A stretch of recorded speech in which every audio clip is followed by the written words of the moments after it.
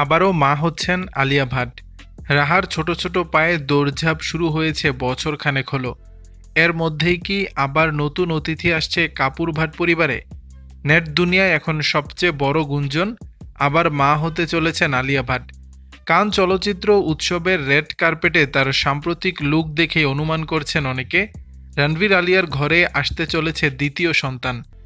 আলিয়া যদিও এ নিয়ে এখনও মুখ খোলেননি, তবে বেশ কিছুদিন আগে এক সাক্ষাৎকারে বলেছিলেন এক মজার কথা। রণবীর আর আমি যখন প্রথমবার বাবা মা হওয়ার উত্তেজনায় ভাসছি, তখনই ঠিক করেছিলাম ছেলে মেয়ে দুইয়ের নাম আগে থেকে ভাবা দরকার।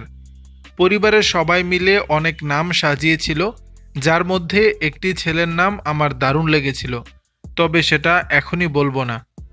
এই আলাপচারিতার সময় আলিয়া জানিয়েছিলেন রাহার নামকরণ করেছিলেন তার শাশুড়ি নিতু কাপুর।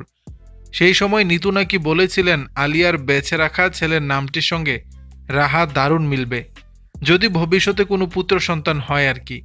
ঠিক তখনই নেট দুনিয়ায় জল্পনা তুঙ্গে ওঠে, বিশেষ করে 2025-এর কান ফেস্টিভ্যালে আলিয়ার কালো অফ শোল্ডার বডিকন গাউন দেখে অনেকের চোখে পড়েছে তার বেবি বাম্প। ইনস্টাগ্রামের কমেন্ট সেকশনে একের পর এক মন্তব্য, আলিয়া কি আবার মা হচ্ছেন? লুক স্পষ্ট ইঙ্গিত দিচ্ছে। যদিও এ নিয়ে কাপুর দম্পতির তরফে কোনো আনুষ্ঠানিক ঘোষণা আসেনি, তবু আলিয়ার সেই কালো গাউনে ন্যূনতম সাজ, সাবলীল হাঁটা আর একরাশ আত্মবিশ্বাস, সব মিলিয়ে এক অন্যরকম মায়ের সৌন্দর্য যেন ধরা দিয়েছে সেখানে। রণবীর আলিয়ার দ্বিতীয় সন্তানের জল্পনা আবার কতটা সত্যি হয়, এখন সেটাই দেখার অপেক্ষা। দর্শক, বিষয়টি নিয়ে আপনাদের মতামত জানাবেন নিচের কমেন্ট বক্সে।